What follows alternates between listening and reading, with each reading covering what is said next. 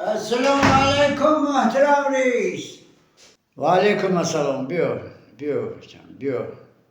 خب گذره که و دعوت هم کرده. بله، من دعوت برای اون کردم که جورا جان شما یک کارگری پیشقدم کارخانه ما همه یک چیزی من حیرانم که برای چی تو اویل دار نمیشوی؟ چند ساله شدی؟ 35 ساله محترم رئیس. 35 من 35 و 35 سال دیگه با 70 میدرایی چه بسر نمیگیری تو؟ سن سالت گذشته بر 70 روزات گذشته بر 70 جوره کار میکنی مهنت میکنی کارگری خوبه کارگری پیش قدم کارخانه ای بچم چه با آیل دار نمیشی تو؟ یکون پرابلم داری یکون زندگیتن یکون کمبوده داشته باشی گوخی کمبوده تا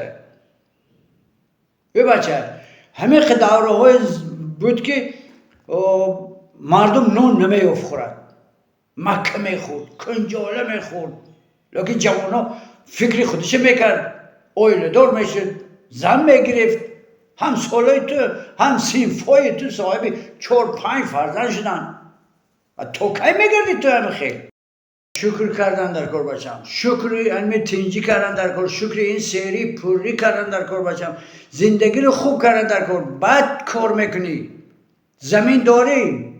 بله محترم رئیس زمین دارم. انا او زمین داشتی تراکتور داری؟ بله محترم رئیس تراکتورم دارم. اما تراکتور چیزل پلوک دارد؟ بله محترم رئیس چیزل پلوک هم دارم. با چی نمیرسد بری تو؟ انا در ساختمان کار میکنی بعد ساعت کاری رفته کار صحراییت میکنی زندگیت نقص بوده که شرایط خوب داشتی که چرا زن نمیگیری؟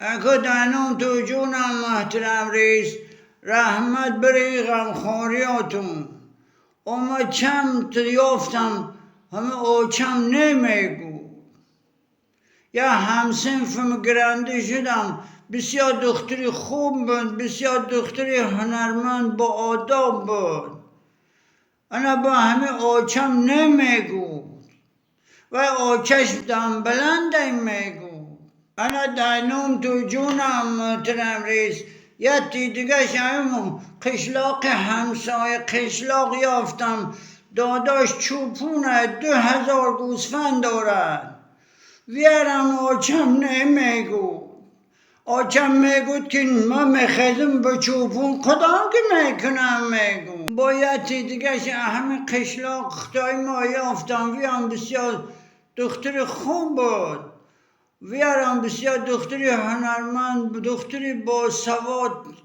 امی آچم نمیگو آچم میگود که وی نمیشود و رنگ من نیستم میگو یه یاب که رنگ خودم باشد میگو گرنگ او با یک تیاب که رنگ همه اوچت باشد؟